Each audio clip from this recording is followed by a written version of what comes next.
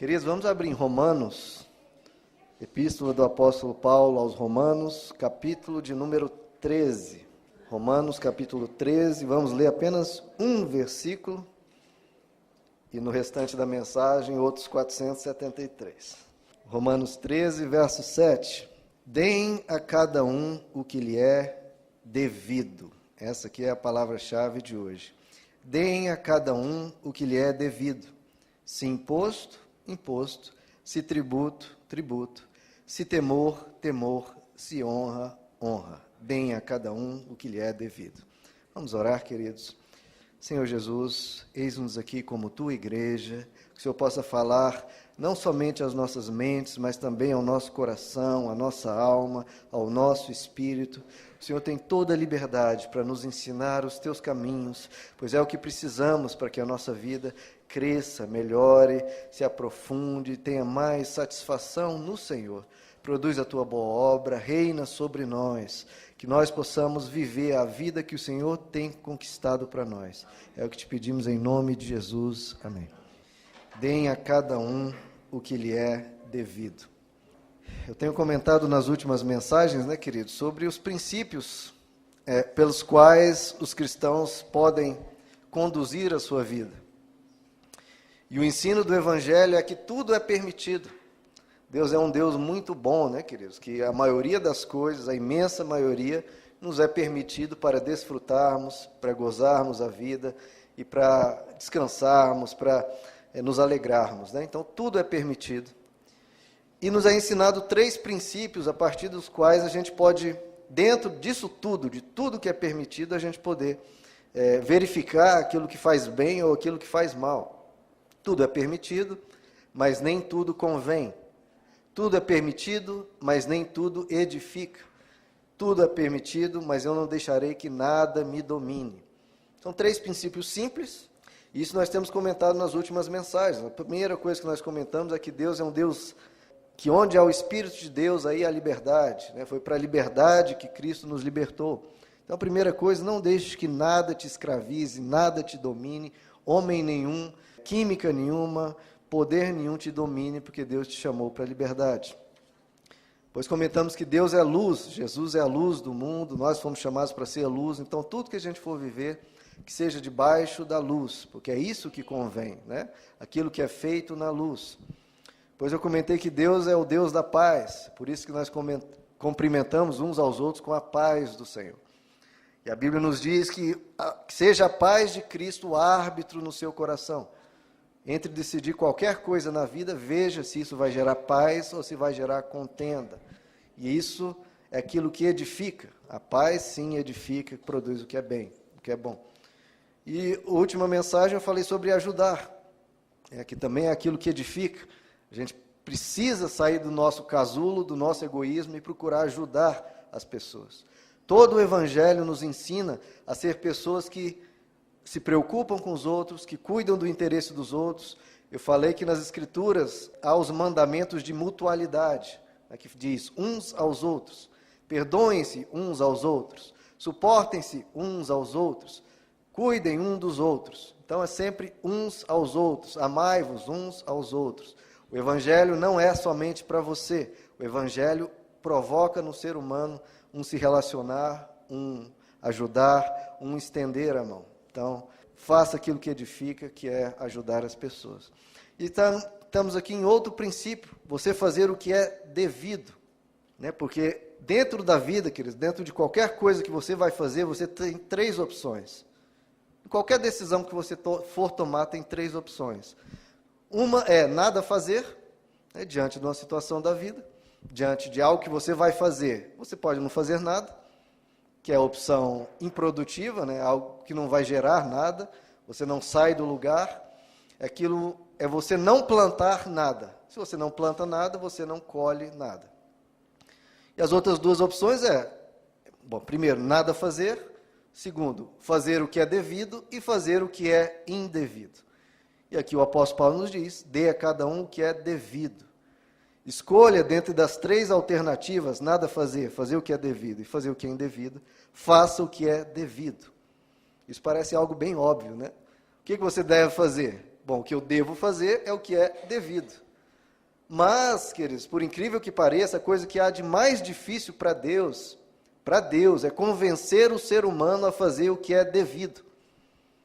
Veja só, Deus, só por ser Deus você já deveria dar razão, né? Você já deveria concordar. Mas Deus tentando nos convencer a fazer o que é devido. Aquilo que é bom para nós mesmos, aquilo que vai gerar bons frutos. E ainda assim a nossa alma é tão rebelde, a nossa alma é tão difícil que a gente discorda de Deus e discorda do que é devido. E aí a gente se enrola todo com a vida. Isso a gente vê em tudo. Um médico, diante de um certo diagnóstico, diante de uma certa situação, chega para um paciente e tenta convencer aquele paciente, quase implorar para o paciente, para tomar as medicações nas horas certas, na quantidade certa. E o médico tem que implorar, fazer toda uma tentativa de convencimento para a pessoa fazer a alimentação adequada para aquela situação. E a gente sabe que a maioria das vezes, todo esse esforço do médico, mesmo sendo de uma pessoa de autoridade, uma pessoa de conhecimento e uma pessoa que quer o seu bem, ele falha miseravelmente. Porque as pessoas não seguem aquela receita, aquilo que o médico passa, em termos de alimentação, em termos de prática de exercícios e tudo mais. Veja, o médico não ganha nada com aquilo, ele já está recebendo ali pela consulta. Quem vai ganhar em seguir aquele receituário é somente o paciente, é somente você. Então veja, a regra, aquela lei, aquele ensino que o médico está te dando, não beneficia ele, beneficia você. E a mesma coisa com Deus, Deus não ganha nada com você seguir o que é devido. Quem ganha somos nós. E ainda assim a gente discorda do médico, ou a gente concorda, mas não pratica, e a mesma coisa com Deus. E o que a palavra nos ensina, né, queridos? A palavra nos ensina que a gente colhe o que a gente planta. Essa é uma lei imutável, é uma lei inescapável. Você vai colher o que você plantar. Então, se você plantar o que é devido, você vai colher coisas boas.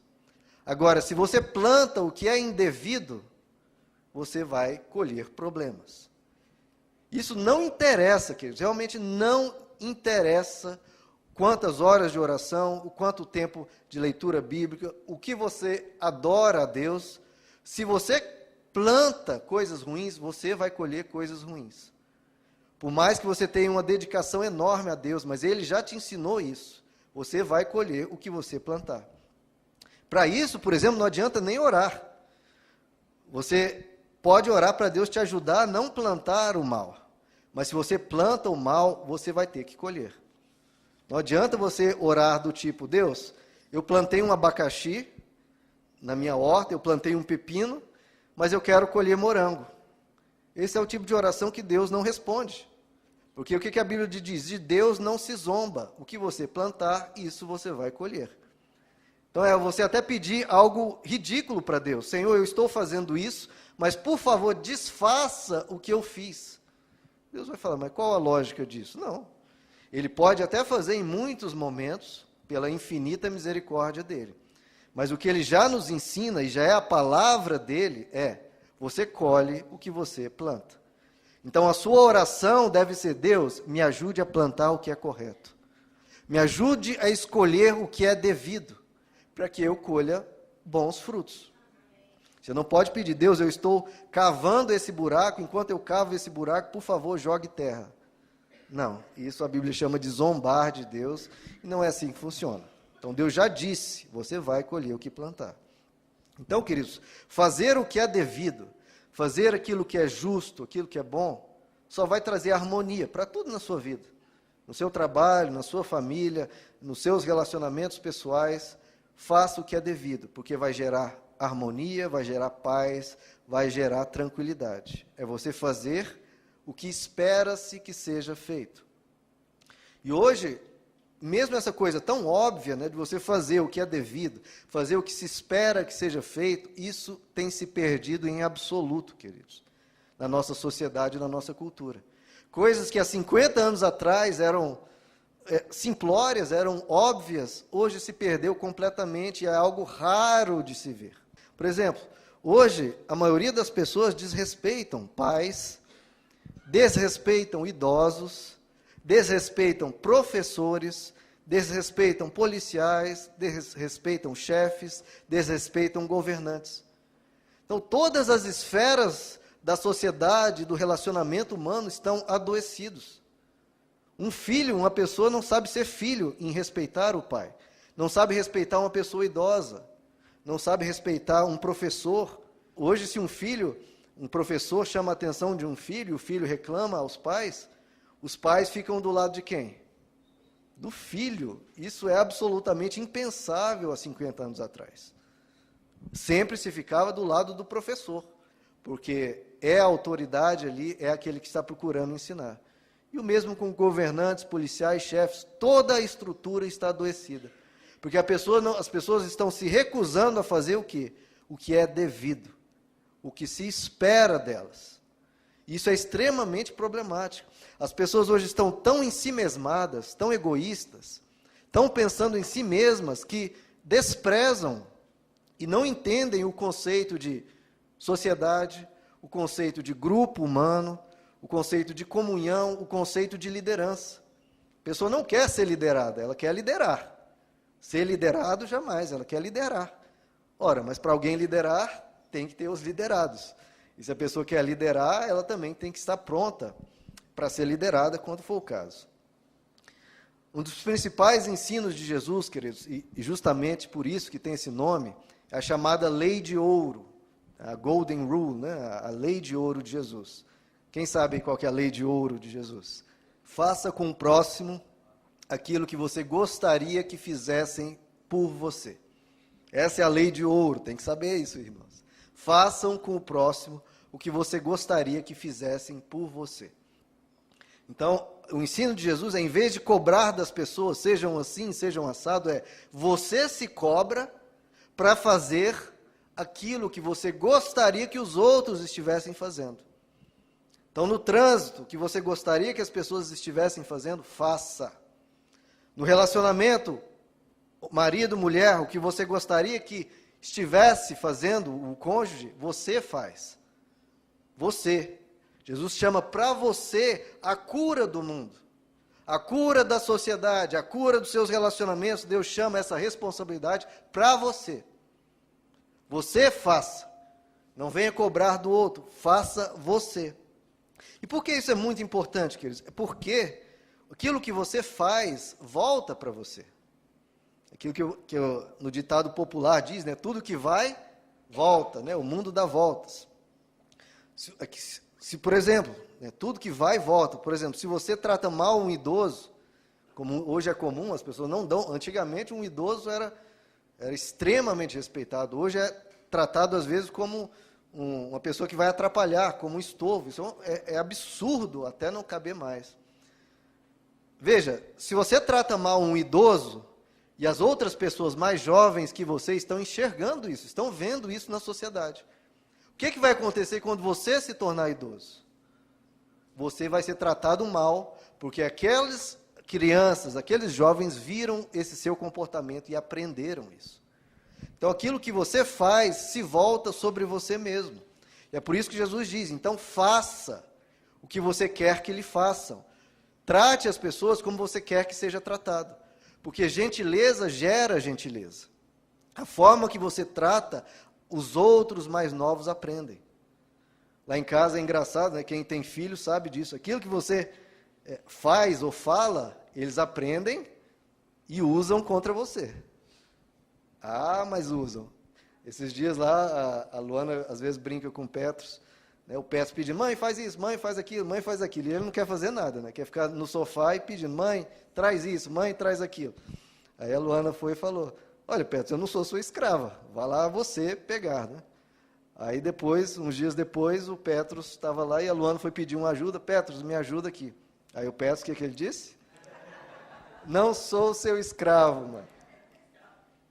Então, e não tem nenhum problema nesse exemplo, claro. Só estou citando como os jovens aprendem o que a gente faz, o que a gente fala. Eles pegam mais desse nosso comportamento do que aquela hora que você pega para dar um sermão, para ensinar. Eles olham muito mais a nossa atitude no dia a dia.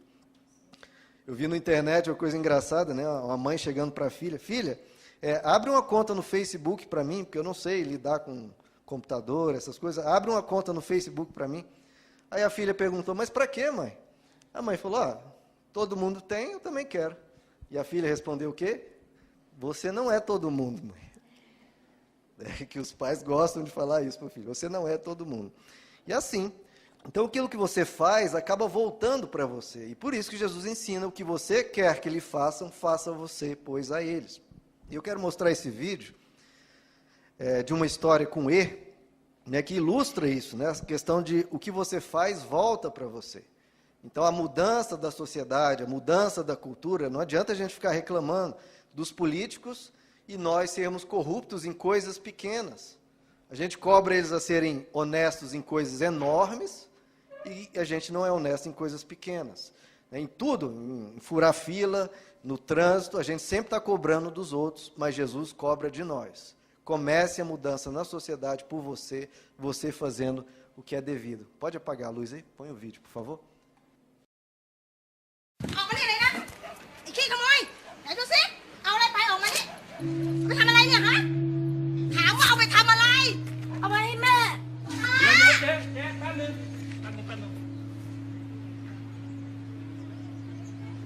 แม่ป่วยเหรอ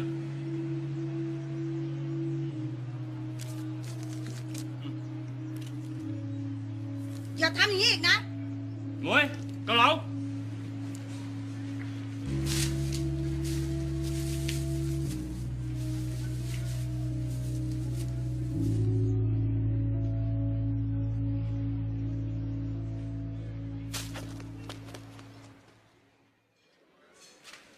จ๋อนั่งเลยครับนั่งเลย ป๊า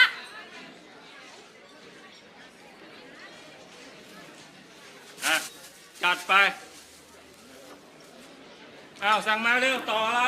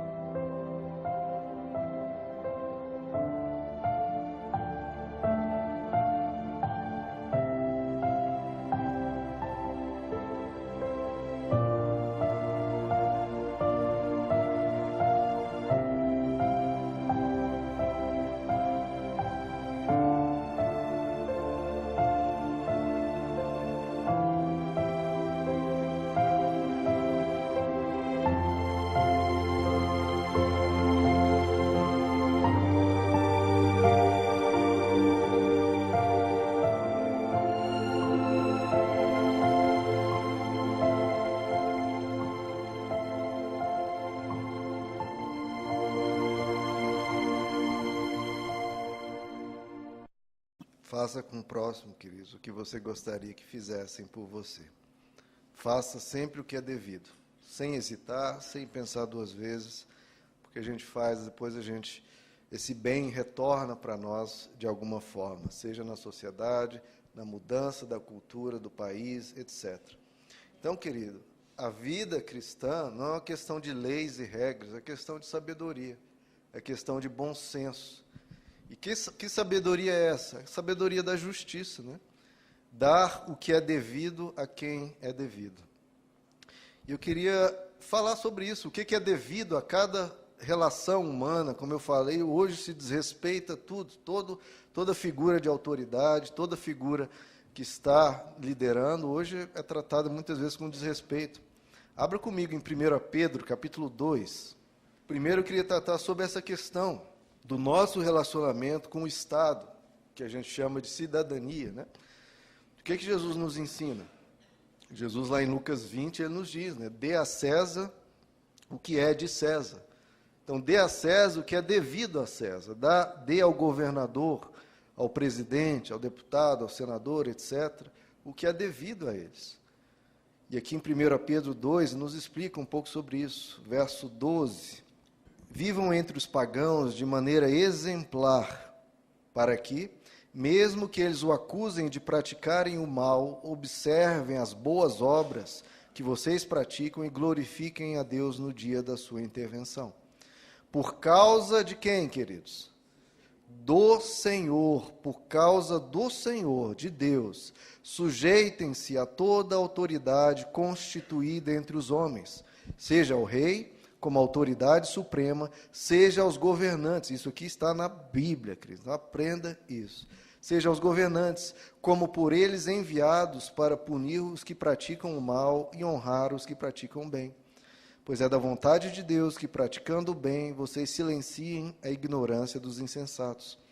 Vivam como pessoas livres, né, na sociedade, e não usem essa liberdade como desculpa para fazer o mal. Vivam como servos de Deus. Tratem a todos, aqui está muito importante, queridos, tratem a todos com devido respeito. Amem os irmãos, temam a Deus, honrem ao rei. Então, está aqui o princípio da Bíblia, de as autoridades que existem, no seu objetivo de organizar, no seu objetivo de trazer justiça, no seu objetivo de permitir que haja um mínimo de organização e administração na sociedade, essas pessoas, esses oficiais, essas autoridades precisam ser respeitadas.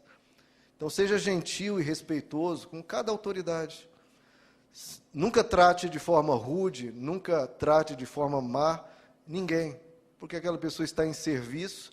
Se você não faz respeitando a pessoa, faça respeitando o cargo que ela ocupa, o que ela representa. Em Filipenses 1, 27, o apóstolo Paulo diz, olha, não importa o que aconteça, exerça a sua cidadania de maneira digna do Evangelho. Com isso, você precisa concordar com cada decisão que a autoridade toma. Você tem que ter uma atitude subserviente? Não. Você pode discordar completamente e fazer, né, a sua crítica ou a sua sugestão de uma forma respeitosa, de uma forma procurando contribuir, mesmo que aquela pessoa não tenha o melhor espírito, tenha você. Não importa o que aconteça, exerça a sua cidadania de forma digna do Evangelho. Então, por que você respeita a autoridade? Nós lemos, por causa do Senhor, para que haja paz, haja o mínimo de organização, e você busca melhorar pelos meios legítimos, do voto, da justiça, da crítica construtiva, etc. É importante que nós, como cidadãos, respeitemos as instituições, respeito à ordem em vez do caos, porque tudo isso vem de Deus. Não a pessoa em si, mas a organização civil, porque tudo isso foi criado para o bem comum. Então, que a gente não busque sabotar, não busque criar caos, mas faça as coisas com devido respeito, reconhecimento pelas instituições. Abra comigo em 1 Timóteo 2, por favor. Em Romanos 13, só para ilustrar ainda mais, o apóstolo Paulo diz o mesmo que o apóstolo Pedro: todos devem sujeitar-se às autoridades governamentais, pois não há autoridade que não venha de Deus. Então, isso é bem claro nas Escrituras. 1 Timóteo 2, verso 1, está aí uma responsabilidade sua.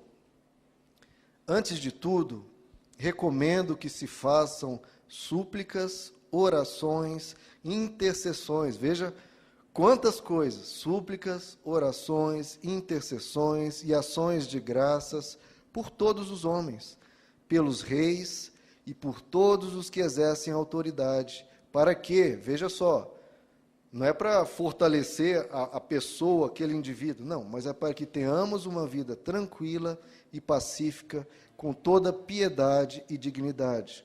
Isso é bom e agradável perante Deus, nosso Salvador. Então, isso é bom e agradável. Ore por cada governante. Nós temos que as nossas críticas, as nossas reclamações, mas a tarefa deles, a missão deles é muito difícil. Tanto em ter a sabedoria de bolar soluções para problemas tão complicados, como para resistir tentações que nem eu nem você jamais passamos. Se você sonega ali um ou outro imposto, se você dá o seu jeitinho, se você fura fila, imagine esses homens e mulheres que passam por tentações as mais gigantescas em termos financeiros, em termos de poder, em termos de tantas coisas. Isso não justifica nada de mal que façam. O que isso nos chama é a nossa responsabilidade de orar por aqueles que nos representam. Essa organização é benéfica para o país, por mais que tenha suas doenças, ela tem o seu benefício. Uma das piores coisas que pode existir para um país, e há muitos países que são assim, são países que não têm o que se chama de Estado de Direito, que não têm uma organização civil, que não têm uma organização de justiça. Isso deixa o país num estado de miséria terrível. Então, que a gente louve a Deus por termos esse mínimo de organização civil, essa autoridade que é instituída por Deus, é abençoada por Deus, para organizar minimamente a sociedade. E nós, como cidadãos, temos que exercer a nossa cidadania de um modo digno do Evangelho, orando, procurando contribuir, em vez de só reclamar, a gente tomar a nossa posição e votar com sabedoria, dar sugestões, participar da melhor forma possível. Não se esqueçam que todos aqueles que estão lá foram eleitos por nós. Então, não adianta ficar culpando eles. Nós fazemos parte dessa solução, né? A democracia é isso. Nós, cada indivíduo, fazer parte dessa solução. Então, ore pelas autoridades e vamos ter respeito, um mínimo respeito para com as instituições. 1 Timóteo capítulo 6, queridos. Agora vamos ver o que é devido aos nossos superiores, aos nossos chefes. Verso 2. Olha o que diz aí. Os que têm senhores crentes, né, patrões crentes, né, não devem ter por eles menos respeito pelo fato de serem irmãos. Ao contrário, devem servi-los ainda melhor, porque os que se beneficiam dos seus serviços são fiéis e amados. Ensine e recomende essas coisas. Então, quem é funcionário, quem trabalha para um crente, para quem trabalha para não crente, já deve um respeito. Quando é crente, quando é evangélico, quando é um cristão, você deve se esforçar ainda mais. Né? Que a gente tenha respeito pelos nossos chefes, queridos. Porque um dia você pode ser chefe e não vai gostar que as pessoas falem de você o que você falava sobre eles. Faça com o próximo o que você gostaria que fizessem por você. Eclesiastes capítulo 9 diz: o que as suas mãos tiverem que fazer, que o façam com toda a sua força. O nosso país, de novo, voltando a essa história do país, é tão problemático porque as pessoas têm a lei do mínimo esforço. E isso não existe, simplesmente não existe. Em muitos países europeus, nos Estados Unidos, as pessoas realmente fazem com empenho, fazem com qualidade. E aí você vê a diferença. A minha esposa comenta muito a diferença do meio-fio no Brasil e a diferença do meio-fio nos Estados Unidos. Uma coisa simples e que você vê na sociedade toda, porque as pessoas fazem com capricho. Então, faça com capricho, porque se você é fiel no pouco, no muito Ele te coloca. Então, você precisa ser fiel no pouco. Não adianta falar, não, mas eu ganho tão pouco, ou isso, ou aquilo, então eu vou fazer de qualquer jeito, porque eu não ganho o suficiente para fazer essa coisa com todo capricho. Tudo bem, direito seu. Mas aí, você vai colher aquilo que você está plantando. Em termos de o país não melhorar, e em termos de você ser uma pessoa medíocre. Que aí você não vai ser fiel no pouco e no muito não vai ser colocado. Então, seja fiel no pouco, e aí no muito você é colocado. Esse é o princípio das Escrituras. Dê o que é devido. Vamos para outro princípio, Hebreus capítulo 13, queridos, por favor. Temos o que é devido ao Estado, o que é devido aos chefes. Hebreus 13, verso 17. Obedeçam aos seus líderes e submetam-se à autoridade deles. Eles cuidam de vocês como quem deve prestar contas. Obedeçam-lhes para que o trabalho deles seja uma alegria e não um peso, pois isso não seria proveitoso para vocês. Olha só. Então obedeçam, por quê? Para que seja uma alegria. E assim com todos, né, queridos, que exercem liderança, que a gente siga com todo o empenho, com toda a alegria, para que eles se alegrem e isso seja proveitoso para vocês. Isso em todo o princípio daqueles que ensinam, né? Daqueles que são professores, daqueles que estão ministrando, seja a palavra, seja o ensino, numa faculdade ou num colégio.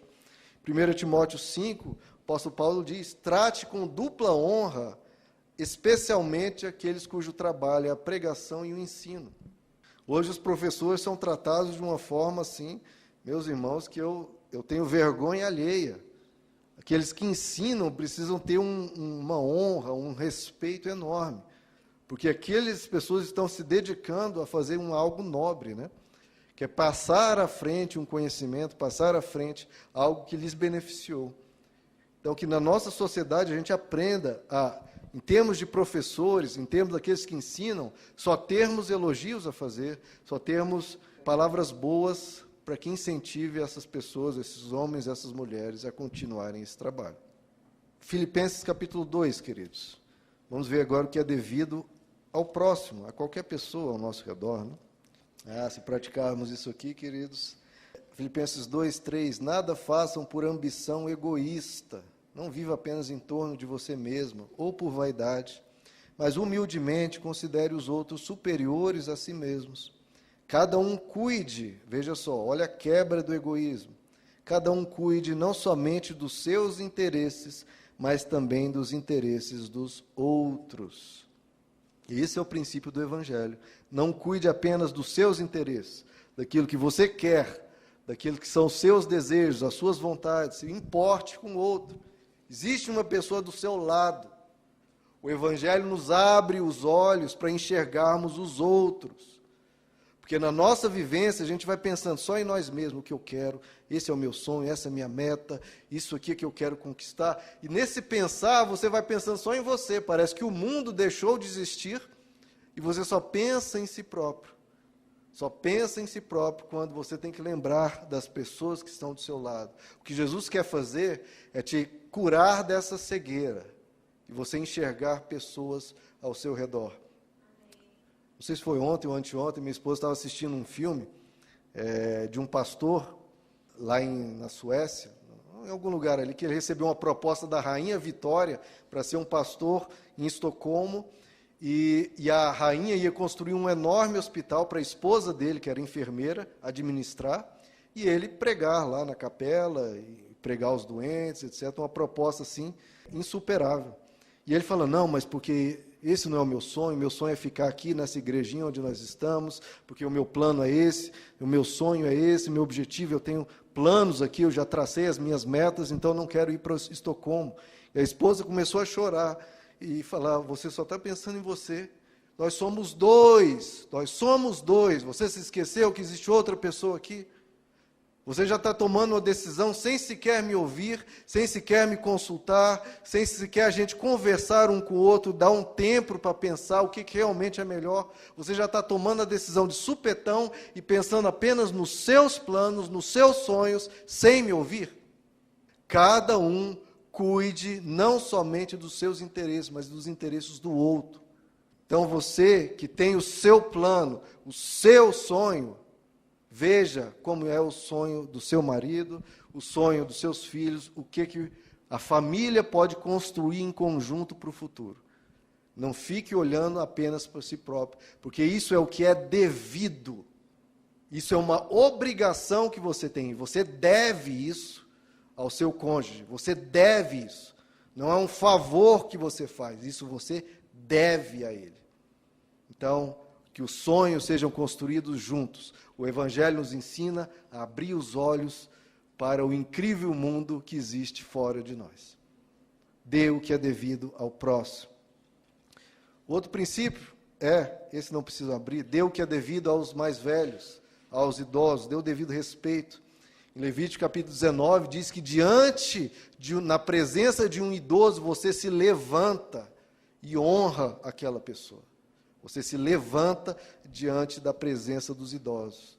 Porque a experiência de vida que eles têm, que não se compra e não se lê em livros. É uma experiência riquíssima que pode te ajudar com um conselho, com uma orientação em momentos difíceis da sua vida. Em 1 Pedro diz que, jovens, sujeitem-se aos mais velhos. Ouçam com atenção o que está sendo dito. Não pense que você sabe tudo. Ouça. Isso vai trazer benefício para quem? Para você mesmo. Efésios capítulo 6, querido, por favor. Vamos aqui para o relacionamento pai, filhos. Verso 1. Filhos. Quem é filho aqui? Acho que todo mundo, né, querido? Ou alguém não é filho? Todos somos filhos, né? Filhos, obedeçam aos seus pais no Senhor, pois isso é o quê? Justo. Qual que é o princípio de justiça? Dá o que é devido, pois isso é o que é devido. Honra teu pai e tua mãe. E veja só, este é o primeiro mandamento com promessa. Tem uma promessa. Quais são as promessas? Para que tudo te corra bem e tenhas longa vida sobre a terra. E aí também há o outro papel, né? Dos pais para com os filhos. Pais, não irritem seus filhos, antes criem-nos segundo a instrução e o conselho do Senhor. Então, queridos, isso aqui está citando os 10 mandamentos. Veja só a importância desse relacionamento pais e filhos para Deus. Que Deus colocou, inclusive, nos seus 10 mandamentos, esse princípio de honrar pai e mãe, e colocou uma promessa que você vai ter uma vida longa, será poupado de muita coisa. Então, o que é devido aos filhos? O que é devido aos pais é o respeito, é a obediência, é a honra, é você dar ouvido. E os pais para com os filhos, o pai deve dar atenção, deve dar o ensino e deve dar a correção com paciência. Esse é o papel do pai. Na família, queridos, a gente tem que dar o que é devido, a segurança, a paz, a tranquilidade. Porque se você cria um ambiente indevido, isso vai gerar consequências muitas. Então, dê o que é devido à sua família. Os pais, hoje em dia, por causa dessa cultura maluca que tem por aí, têm a dificuldade de corrigir os seus filhos. E se você fizer isso, você vai colher o que está plantando. Porque essa é uma missão do pai, essa é uma obrigação do pai, é uma responsabilidade do pai. Isso é o que é devido ao filho. Você corrigir, você ensinar. Nisso eu não estou falando de violência, estou falando de ensinar, de corrigir com firmeza, de apontar para ele o caminho do bem. Porque se você ensina os caminhos do Senhor, como a Bíblia diz, até quando for grande, ele não se desviará deles. Então, você precisa ensinar. Veja comigo em Hebreus capítulo 12, queridos, por favor. Vamos aprender com o melhor de todos os pais, né? Com o próprio Deus. Veja só como Deus nos trata e nos ensina. Hebreus 12, verso 5. Veja como Deus nos trata e como devemos tratar nossos filhos. Vocês se esqueceram da palavra de ânimo que Ele, Deus, lhes dirige como a filhos. Meu filho, não despreze a disciplina do Senhor. E os filhos não desprezem a disciplina do pai. Nem se magoe com a sua repreensão. Veja só, Deus dá disciplina, Deus repreende. Mas, veja só, pois o Senhor disciplina quem ama. Se você é um pai, discipline a quem você ama. E castiga, corrige, todo aquele a quem aceita como filho. Suportem as dificuldades, recebendo-as como disciplina. Deus os trata como filhos. E isso é tratar como filho, corrigir, ensinar. Ora, qual o filho que não é disciplinado por seu pai? Veja só, ele trata até como algo ridículo não disciplinar o filho. Se vocês não são disciplinados, e a disciplina é para todos os filhos, então vocês não são filhos legítimos, mas sim ilegítimos. Então, se você não disciplina o seu filho, e a disciplina é para todo filho, é como se você estivesse tratando o seu filho sem muita importância, quase como se não fosse seu filho. Além disso, tínhamos pais humanos que nos disciplinavam, e nós os respeitávamos. Veja só, a disciplina vai gerando esse respeito, Quanto mais devemos submeter-nos ao Pai dos Espíritos para assim vivermos. Nossos pais nos disciplinavam por curto período, segundo lhes parecia melhor, mas Deus nos disciplina para o nosso bem, para que participemos da sua santidade. Nenhuma disciplina, veja só, essa é a dificuldade dos pais, Nenhuma disciplina parece ser motivo de alegria no momento, mas sim de tristeza. Isso é a parte que dói no coração, porque o pai está disciplinando, está repreendendo, e o filho chora, e o filho diz que o pai não ama, que o pai está sendo mal. É um momento de grande tristeza. Mas a gente tem que ter essa sabedoria, como adultos, né, queridos? Mais tarde, porém, produz fruto de justiça e paz para aqueles que por ela foram exercitados. Aprenda com o próprio Deus a ser pai. Se Deus disciplina, Deus repreende, Deus puxa o filho, ó filho, você está indo para o caminho errado. Não é por aí, é por aqui. A gente precisa ter essa mesma firmeza, essa mesma imposição da verdade para com filhos rebeldes. A gente precisa ter essa autoridade. Porque, meu irmão, é questão de vida ou morte. Nesse é o momento que os pais não podem se omitir. Não podem se ausentar da sua responsabilidade de disciplinar. Mesmo que gere tristeza, mesmo que gere no filho ali lágrimas, é importante para ele, não para você, para ele. Então faça pensando bem dele, sem violência, sem exageros, sem nenhuma loucura, mas de forma sensata, de forma equilibrada e mostrando a verdade sempre. E, queridos, há o relacionamento do cônjuge, né? Dos cônjuges, como nós temos comentado. Abra comigo em 1 Pedro 3, verso 7. Do mesmo modo, vocês, maridos, sejam sábios no convívio com as suas mulheres, sejam sábios, homens, e tratem-nas com honra, como parte mais frágil e co-herdeiras do dom da graça da vida, de modo que não sejam interrompidos as suas orações. Veja só, as Escrituras nos dizem, né, que o homem deve amar a sua mulher, a mulher deve respeitar o seu marido. Da mesma forma, maridos, tratem a mulher com honra, como parte mais frágil, que precisa do seu cuidado. Ele ainda diz, de forma que não sejam interrompidas as suas orações.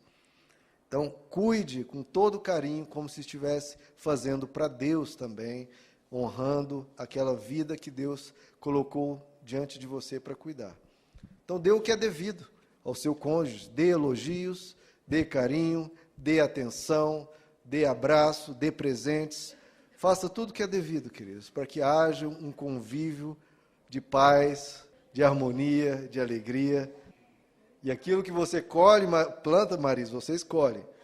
Tudo que vocês plantam, mulheres, vocês colhem também. Esse é o princípio das Escrituras. Amém? Abra comigo em Filipenses capítulo 4. Vamos para o último aqui, o que é devido. Verso 8. Agora você deve dar o que é devido para você mesmo. Vimos o que é devido ao Estado, às autoridades, né? Aos professores, aos pais, aos filhos, ao cônjuge, ao próximo.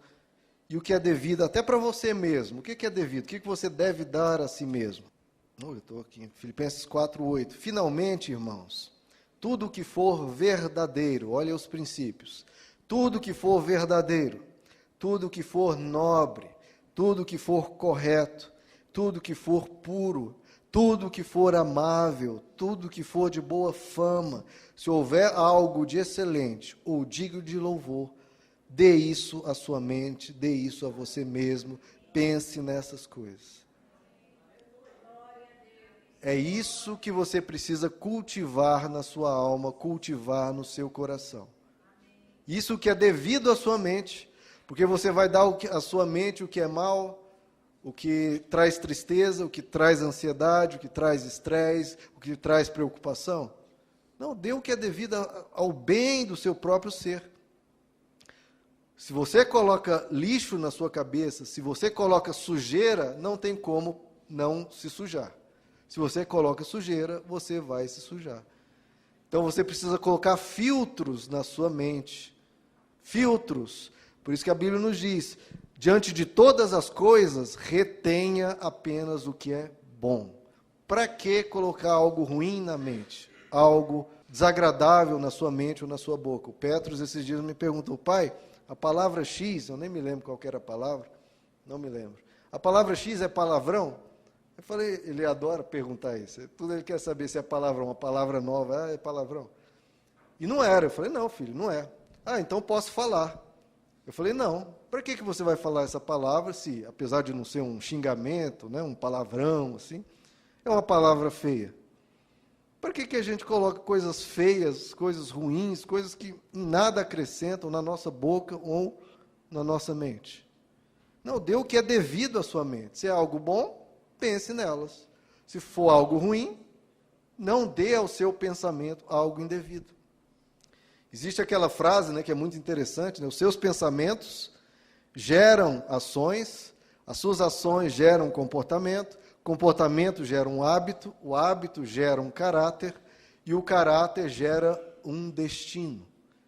Então, tudo começa pelos pensamentos. Geram ação, comportamento, hábito, caráter, destino. Mas o Evangelho, isso é verdade, mas o Evangelho fala algo ainda mais profundo, no meu ver, que os seus pensamentos ditam quem você é. Porque o que você vai pensando, você vai se tornando daquela forma. Se você vai pensando coisas angustiosas, você se torna um ser angustioso. Se você pensa sempre em coisas estressantes, de ansiedade, você se torna um ser ansioso. Você passa a ser aquilo que ocupa a sua mente. Aquilo que você planta na sua mente, você vai colher no seu ser, no seu viver. Então, plante coisas boas. Se é algo bom, amém. Se não é algo, filtre. Não deixe passar. Você não pode beber uma água sem filtrá-la. Da mesma forma, não beba na sua mente pensamentos sem antes filtrá-los. O que é que Jesus diz? Quem busca, acha. Se você busca coisas ruins, está se dando a esse pensar, ficar buscando isso, você vai encontrar. Se você buscar coisas para te estressar, você encontra. Você vai achar. A coisa mais fácil do mundo é achar motivo para se estressar, achar motivo para se entristecer, achar motivo para se preocupar. Você acha. Agora, se você buscar também coisas para se alegrar, você acha. Se você buscar coisas que vai te trazer paz, você vai achar. Se você vai buscar coisas para lhe trazer segurança, você vai achar. Jesus diz, você busca, você acha. Busque coisas ruins, você vai achar um monte de coisas ruins. Busque coisas boas, você vai achar um monte de coisas boas. Para estimular, se você quer buscar coisas para estimular a murmuração, você encontra. Quer buscar coisas para estimular a gratidão, você encontra. Você olha para o mundo espiritual, tem diabo, tem demônio, tem trevas. Que vida difícil. Agora, se você olha para a glória de Deus, para Cristo na cruz, para um Deus todo-poderoso, para a salvação eterna, você se maravilha de gratidão. Busque e você encontra. Então, todo pensamento, domine a sua mente. 2 Coríntios 10 diz, eu destruo todo argumento e toda pretensão que se levanta contra o conhecimento de Deus em mim. Todo argumento, todo pensamento que se levanta contra o bem de Deus, contra a paz de Cristo, eu destruo. Eu não passo a mão, é isso mesmo, eu concordo, não, eu destruo. Você não tem nem que dar conversa a isso, você destrói. E eu levo cativo, prisioneiro, amarrado, algemado, todo pensamento à obediência de Cristo. E aí vem saúde mental. Você dá o que é devido à sua mente, para que dar à sua mente aquilo que só vai contaminá-la, envenená-la, amargurá-la. Vamos repetir comigo, queridos? Eu destruo todo argumento, toda pretensão que se levanta contra o conhecimento de Deus. E eu levo cativo todo pensamento à obediência de Cristo. Façamos isso, queridos, façamos isso, e aí nossa mente, vamos ter uma vida, ser bem-humorados, tranquilos, e caminhando, nessa vida, atravessando pelo deserto, louvando, como devemos fazer. Então, quais são os filtros? Vejam aí comigo. Filipenses 4:8, está aberto aí?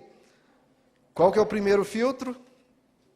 Tudo o que é verdadeiro. Então, não encha a sua cabeça com fofocas, com disse-me-disse, com suposições.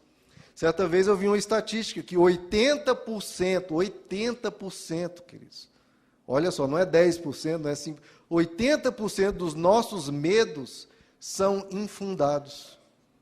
80% do que passa de medo na sua cabeça é perda de tempo, nada daquilo vai acontecer. São medos infundados. Então, aquilo que é verdadeiro, em termos daquilo que você sabe que é verdade, que tem a informação, isso passa na sua... Se for falso, ou você não tem certeza, não ocupe o seu pensamento com isso. Segundo filtro, qual que é? Algo nobre. Não encha sua mente de baboseiras, não encha sua mente de coisas superficiais, coisas sujas, mesmo que não seja um palavrão, coisas que não contribuem para nada, coisas pobres. Pense em coisas elevadas, coisas profundas, encha a sua cabeça de coisas nobres. Terceiro filtro, qual que é?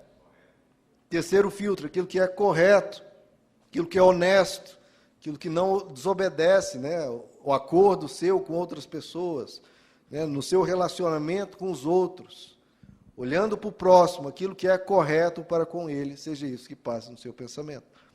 Quarto filtro, qual que é? Puro.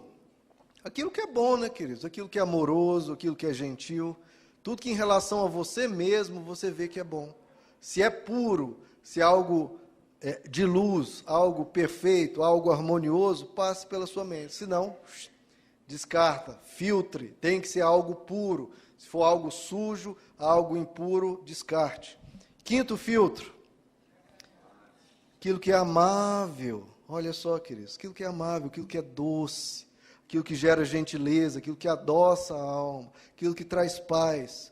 Não encha sua alma de venenos, não nutra desgosto, não nutra antipatia, não nutra maus pensamentos sobre tal pessoa. Ah, tal pessoa fez isso, eu acho que com que isso que ele fez, ele queria dizer isso. Não, pense coisas amáveis, pense o bem das pessoas. Sexto filtro. Boa fama, coisas que todo mundo reconhece como boas, como úteis, como produtivas. Se é de boa fama, pense nessas coisas. Sétimo filtro, aquilo que é excelente ou digno de louvor. Se tem alguma virtude, se é algo que contribui para o seu bem, para o bem das pessoas, etc. O que o Evangelho nos ensina, queridos? Tudo que for passar na sua mente, que seja bom, que seja produtivo, que seja agradável, sob todas as perspectivas. É isso que esse versículo está nos ensinando. Sob todo ponto de vista, sob todas as óticas, sob todas as perspectivas, tem que ser bom para entrar na minha mente. Porque minha mente não é lixão para entrar qualquer coisa. Minha mente não é um depósito para entrar qualquer porcaria, não. Vai ter que passar por um filtro rigoroso, porque na minha mente só entra coisa boa. Eu só vou dar o que é devido à minha mente. Então, dê valor a isso, pratique isso fervorosamente, porque por mais que você não lembre o que entrou, o que não entrou na sua mente, por exemplo, uma pregação, você talvez não lembre uma pregação de 3 meses atrás que eu ou o pastor Wagner tenha feito, mas aquilo entrou na sua mente e foi mudando a sua forma de enxergar, sua forma de tratar a vida. Né? Você não lembra, né, de nenhuma aula de matemática que você fez quando era criança. Ou talvez lembra de uma ou outra, com certeza não lembra de todas. Mas você sabe somar, sabe multiplicar, sabe dividir, sabe... Não vou apelar não, mas... Vamos lá, né, Guilherme? Vai começando a ficar difícil, né? Não. Mas essas coisas você sabe sem nem lembrar a aula que você teve. Por que você sabe? Porque aquilo foi introjetado. Aquilo foi tornando-se quem você é. Passou a tornar um conhecimento seu, não um conhecimento da outra pessoa. Aquilo veio para você e se tornou um conhecimento seu. Você não lembra das suas aulas de português, mas você fala muito bem, entende muito bem e lê muito bem. Sem lembrar de nada. Por quê? Porque aquilo foi introjetado, se tornou um conhecimento seu. As pregações você não vai lembrar, mas aquilo foi formando a sua forma de pensar, formando a sua mente, formando filtros, e você passa a enxergar o mundo de cada vez de uma forma melhor. A Bíblia diz, né? A nossa vida vai brilhando cada vez mais até ser dia perfeito. Então, que a gente dê o que é devido à nossa mente, e pregação é uma das boas coisas que você deve dar à sua mente, se encher das coisas boas do Evangelho. Vamos ficar de pé, queridos? A gente colhe o que a gente planta, queridos. Essa é uma lei inescapável de Deus. Se a gente quer uma política melhor, uma sociedade melhor, uma cultura melhor, um país melhor, vamos cultivar boas coisas, vamos praticar boas coisas, vamos dar o que é devido às autoridades, aos professores, aos líderes, aos chefes, ao nosso cônjuge, aos nossos pais, aos nossos filhos, aos idosos e à nossa mente. A mudança, queridos, começa por nós. Faça com o próximo, faça você o que você gostaria que estivesse sendo feito, que as pessoas fizessem, que o mundo fosse. Faça você. A mudança começa por nós. Amém? Vamos orar, queridos? Senhor Jesus, todos os dias nós vemos aqui, todos os domingos a gente vem à igreja para sermos um pouco transformados, para que esse conhecimento das Escrituras passe a estar dentro de nós, e a nossa mente, e a nossa prática, e o nosso viver seja diferente. Que o Senhor possa realmente formar em nós a mente de Cristo, que o Senhor possa fazer-nos, revestir-nos de Cristo, fazermos viver uma vida cada vez mais assim, dando o que é devido a quem é devido, sendo justos, sendo sábios, tendo decisões boas em nosso favor. Nos ajuda, Senhor, a plantar o que é bom. Nós não podemos pedir sobre colheitas diante de plantações indevidas, mas que o Senhor nos ajude a plantar o que é bom na nossa vida. Que a gente ajude a plantar o bom trigo da Tua palavra, dos Teus caminhos na nossa família. Nos ajuda a não plantar ervas daninhas, a plantar coisas ruins, a não plantar contendas, a não plantar discussões. Nos ajuda a plantar a paz, nos ajuda a plantar a tranquilidade, nos ajuda a plantar a segurança, nos ajuda a passar aos filhos e ao Brasil e ao mundo todo coisas boas, partindo de nós, porque tantos e tantos produzem coisas ruins, que a gente responda produzindo o que é bom. Transforma-nos, Senhor, transforma-nos, ajuda-nos a dar o que é devido a quem é devido, nos ajuda a responder ao chamado do Senhor, de estar agindo, de fazer o melhor, de tudo que vier à nossa mão para fazer, a gente faça com capricho, para o bem das pessoas ao nosso redor, para o bem do nosso país. Que a mudança comece por nós, Senhor. Muda a nossa mente, que a nossa mente tenha todas as barreiras, todos os filtros, para que a gente seja aquilo que nós queremos ser. Então os nossos pensamentos têm que ser como queremos ser. Abençoa os nossos pensamentos serem verdadeiros, serem honestos, serem corretos, serem nobres, serem baseados em coisas excelentes, em coisas de boa fama, em coisas amáveis, para assim a gente se torne assim, porque nós queremos ser verdadeiros, nós queremos ser honestos, nós queremos ser nobres, nós queremos ser amáveis, nós queremos ter boa fama, queremos ser excelentes, e para ser assim, nossos pensamentos têm que ser assim. Nos ajuda a ter pensamentos conforme a mente de Cristo. Nós viemos aqui ouvir essa palavra, talvez nenhum de nós se lembre dessa pregação daqui a um ano, mas uma sementinha foi plantada, para que a nossa mente seja mudada, para que isso seja introjetado, para que o nosso coração vai sendo mudado, para dar o que é devido, e a nossa família receba um pouco mais do que nós possamos ser, a sociedade, o mundo, os próximos receba uma pessoa um pouquinho melhor depois desse domingo pela manhã. Faz essa boa obra, Senhor, é o que te pedimos em nome de Jesus, amém.